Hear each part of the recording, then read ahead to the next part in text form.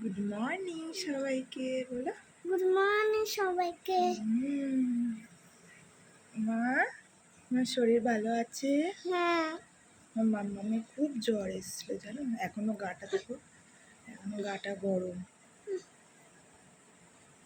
দেখো মুখটা দেখ, শুকিয়ে গেছে মুখখানা। গুড মর্নিং সবাই, আমাদের সকালটা এখন থেকে শুরু হয়ে গেছে। আমরা একটা নতুন ব্লগ তোমাদের জন্য তৈরি করছি না? হ্যাঁ, তোমরা দেখবে তো? তোমরা দেখবে তো? আজকে কি বার জানো? আজকে শনিবার। শনিবার। আমার মাম্মামের আজকে দেখো ওয়েদারটা কত সুন্দর।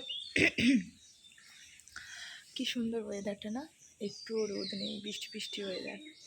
তো আমি ঘুম থেকে উঠে পড়ে আগে আমার জামা কাপড় সব কেচে কুচে এখন মেলতে এসছি।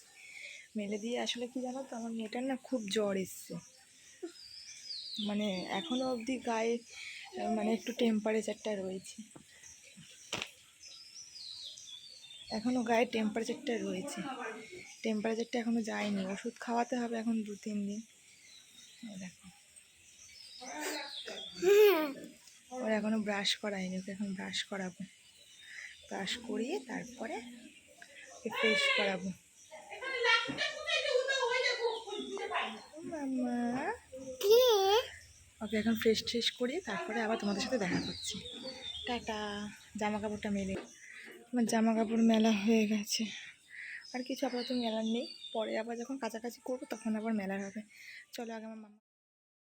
তো আমি তাড়াতাড়ি করে কাজ সেরে ওকে আগে ফ্রেশ করবো বলে ব্রাশ দিয়েছি। দেখেছো কেমন বদমাইশি করে, রাত দিন বদমাইশি করে। তোমাদের সঙ্গে একটা ভিডিও আমি শেয়ার করছি যেটা আমার খুব ভালো লাগে। এই দেখো, এটা হচ্ছে আমাদের মাছ ফ্যামিলি। আমার খুব প্রিয় এটা, জানো? কত মাছ, যখন একটু মন খারাপ লাগে বা কিছু হয় তখন আমি এদেরকে দেখাই, মানে এদের দেখি। এখন দেখো খিদে পেয়েছে বলে কেমন করছে, আর লাইট জ্বালানো মানে ওকে খাবার দিতে হবে। মানে খাবার এলে ওরা যে কী করে, মানে ভাবনার বাইরে, লাফালাফি। আর আমাকে না খুব চেনে, জানো? যেই আমি ওদের কাছে এসে দাঁড়াই ওরা ভাবে কি এই সময় মনে আমি খেতে দেবো, ওরা টুকটুক করে সব চলে আসে। আর বিশেষ করে গোলফিশগুলো কী যে করে, ভাল লাগে। আমাদের জল টল সব ভরা হচ্ছে সারাদিনের, সকালের জল, ভাতের চাল ফাল সব ধোয়া হচ্ছে। তাড়াতাড়ি করে বাসন টাসন সব মেজে শুকোর দিয়ে দিয়েছি। আর এদিকে ওকে ব্রাশ করিয়ে তাড়াতাড়ি করে সব করে নিয়েছি। আজকে একটু তাড়াতাড়ি করেই সব করছি। আর এদিকে চা বসিয়ে দিয়েছি, মানে সব কাজ একা হাতে করলে যা হয় আর কি। ওকে ট্রেশ করিয়ে দাঁত ফাত মাজিয়ে ওকে জামা কাপড় পরিয়ে রেডি করে রেখেছি, এই আর কি। ব্রাশ করে নিয়ে যাচ্ছিলো। আমার শরীরটা না কদিন ধরে ভালো নেই। শরীরটা ভালো নেই বলতে আমার দাঁতে প্রচণ্ড ব্যথা হচ্ছে, এখনও অবধি কিচ্ছু ঠিক হয়নি দাঁতের ব্যথা। ওষুধ খাচ্ছি তাও কমছে না। মানে আমাকে অ্যাকচুয়ালি বলেছিলো যে অপারেশন করতে হবে দাঁতের, আমিও গাফিলতি করে আর করিনি। এই জন্য এখন না ব্যথাটা আর ওষুধেও কাজ হচ্ছে না, ব্যথাটা দিন দিন বেড়েই যাচ্ছে। দেখি কি করা যায়, ওষুধ খাই। ওকে বলেছি ওষুধ আনতে, এখন জানি না ওষুধ আনবে কি না। আনবে তো বটেই, কিন্তু ওর আনতে আনতে সেই রাত 10টা, তখন আমাকে খেতে হবে, এখনও কষ্ট করে সহ্য করতে হবে, উপায় নেই। তো এখন আবার চা বিস্কুট খেতে বসে পড়েছি, কিছু খেতে পারছি না, দাঁতে ব্যথা তো, মানে এত দাঁতে ব্যথা যে আমি একটু যে বিস্কুট খাবো সেটারও শক্তি নেই। লিকুইড খাবার খেতে কোনো কষ্ট হচ্ছে না, জানো, কিন্তু এই খাবারগুলো খেতে প্রচণ্ড কষ্ট হচ্ছে। তাই তাড়াতাড়ি করে যতটুকু পারলাম খেলাম, খেয়ে আবার রান্নার দিকে চলে এলাম। আজকে ওই আমার বর একটু মাছের ডিম এনেছে, মাছের ডিম আর মাছের মাথা এনেছে, বললো একটু মাছের মাথা দিয়ে মুগের ডাল করো না, আর একটু মাছের ডিমের বড়া করো, আর মুসুর ডালের বড়া করো। আমি ঠিক আছে তাহলে তাই করি। হ্যাঁ, ওটাই আমাকে বলছিলাম, একদিনে এতগুলো বড়া করা মানে চারটিখানি কথা। ও বলছে না করো না, খেতে ইচ্ছা করছে। আর ওদের কথা শুনতে তো হবেই, কিছু করার নেই। মানুষটা এত খেতে ভালোবাসে, আমিও খেতে ভালোবাসি কিন্তু এতটা নয়। আমার বর আবার খুব খেতে ভালোবাসে, আমার মেয়েটাও হয়েছে সেরকম, বড়া ঠড়া করলে এরকম করে, মানে খাবে, কতক্ষণে খাবে। আমার মেয়ে বলছে মা বড়া হয়েছে, মাম বড়া হয়েছে, আমি হ্যাঁ মা হয়েছে দিচ্ছি। এই তাড়াতাড়ি করে করছি। মাছের ডিমের বড়াটা হয়ে গেছে, হয়ে সাইডে তুলে রেখেছি, আর এইখানে এই বড়াটা করছি, এই আর কি। আর খারাপ মুখের সামনে এসে ফ্ল্যাশটা মারছে। আমি ওকে বলছি তুমি আমাকে না দেখি রান্নাটা দেখাও। ওরকম খালি করবে না, খালি পেছনে লাগবে আমার। আর এইদিকে মাছের মাথাটা ভাজা বসিয়ে দিয়েছি। মাছের মাথাটা ভাজা হয়ে গেলে এবার মুগের ডালটা ভালো করে ভেজে, যখন মুগের ডাল থেকে যখন গন্ধ ছাড়ে তখন জল দিয়ে সেদ্ধ করতে হয়। এই দেখুন এখানে ভালো করে ভেজে নিয়েছি। ভেজে এইবারে জল দিয়ে দেবো। এইখানে দেখো আমার 3 হাতে মানে 3 দিকে 3টে বসাই। এইদিকে তোমার বসিয়েছি, কি বলে, ভাত হয়ে গেছে।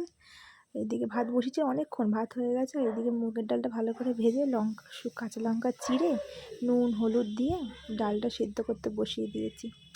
এবার যতক্ষণে ডালটা সেদ্ধ হবে ততক্ষণে আমি সব কিছু আবার সাইড করে করে করে করে রেডি করে রাখবো। এই দেখো আমার এখানে বড়াগুলোও সব রেডি হয়ে গেছে।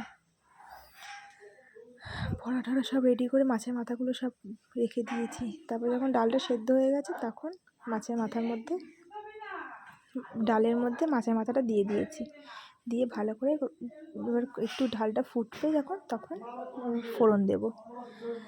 তারপর যেটা বলছিলাম, তোমাদের কারোর এরকম আক্কেল দাঁতে ব্যথা হলে আমাকে একটু জানিও, হ্যাঁ? তোমরা কী করেছো? এই ব্যথা না খুব কষ্টের।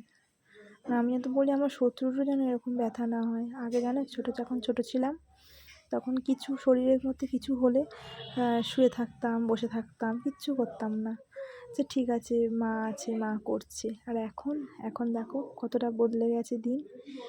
এখন তো শরীরে কিছু হলেও বলি না আমার কিছু হয়নি, কেন মাকে অনেকটা খাটতে হবে। বললাম না থাক, আমি করে দিই। ওই জন্য মাকে আর কিছু করাই না। আমি যতটুকু পারি আমি নিজেই করে নিই, মাকে একটু রেস্ট দেওয়ার চেষ্টা করি, এই আর কি। কিন্তু তাতে আর কী হবে বলো, তবু তো করতে হয় কাজ। এই যা কাজগুলো সেরে নিচ্ছি তাড়াতাড়ি করে। আমি আজকে আবার একটু বেরোবো, বাজার যাব। বাজারে গিয়ে আনবো, ফল আনবো একটু মেয়ের জন্য। মেয়েটা অনেক দিন ধরে অনেক ফল খায়নি, শরীরটা খারাপ ছিল, জ্বর কমপ্লিট হয়ে গেল। ফলটা তাই এখন বেরোচ্ছি। আমার বর একটু ফল খাওয়া অফিস যাবে, কেমন যেন অফিস যাওয়ার আর পথে এই আমাদেরকে রান্নাঘরে স্টেশনে নামিয়ে আসলে দেবে। আমার এত ব্যাগ নিয়ে কষ্ট নিয়েছি, ছোট্ট হয়, একটা মিনি পুরো পার্স, শরীর দেখো খুব ঘেমে সুন্দর না জল ব্যাগটা? হয়ে গেছে।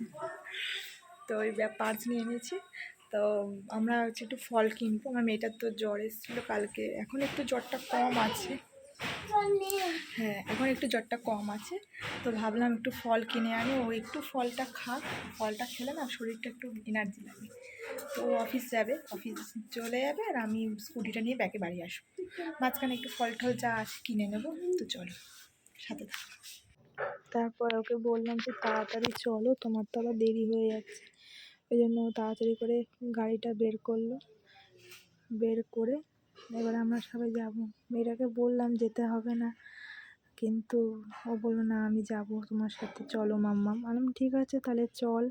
শরীরটা খারাপ তো, এখন বাইকে টাইকের হাওয়াটা না লাগাই ভালো, কিন্তু শুনবে না তো কথা। তারপরে এই দেখো চলে যাচ্ছি বাজারে। বাইরের ওয়েদারটা দেখো কি সুন্দর, বৃষ্টি আসার আগ মুহূর্তগুলো না খুব ভাল লাগে দেখতে।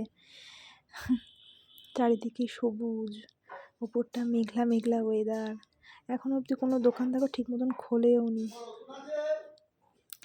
তাই জন্য তাড়াতাড়ি করে আমরা বেরিয়ে পড়েছি, যে মানে তখন তাও 11টা বেজে গেছে যখন আমরা বেরিয়েছি। তাও একটু রাস্তাটা ফাঁকা। এই ওয়েদারটা যদি সারা জীবন থাকে মনে হয় যেন ভাল লাগে না, রোদ নেই বাজারে, এই একটা ভালো। কি এত ভিড় হয় বাপরে বাপ। এই বলতে বলতে দেখো আমরা ফলের দোকানে চলে এসেছি। কত সুন্দর সুন্দর ফল, ওটা দেখছো, ওটা চেরি খেতে কার কার ভাল লাগে গো? আমার কিন্তু চেরি খেতে খুব ভাল লাগে। তাই আমি চেরি ঠেরি নিইনি কিছু, আপেল নিলাম আর পেয়ারা নিলাম। আমটা আমি খুব একটা খাই না। এই দেখো, আর এখন ফলে কিছুতে হাত দেওয়া যাবে না, ফলে হাত দেওয়া মানে বিশাল দাম, তবুও তো খেতে হবে বলো। আর এখানে টক দই এনেছি, একটু টক দইটা এনেছি কারণ টক দইটা পাতবো তো, তাই টক দই এনেছি। আমি বাড়িতে পাতা টক দই খাই। তো এরপরে আর আমার ভিডিও শ্যুট করা হয়নি, এইটুকুই করেছি। ভালো লাগলে একটা লাইক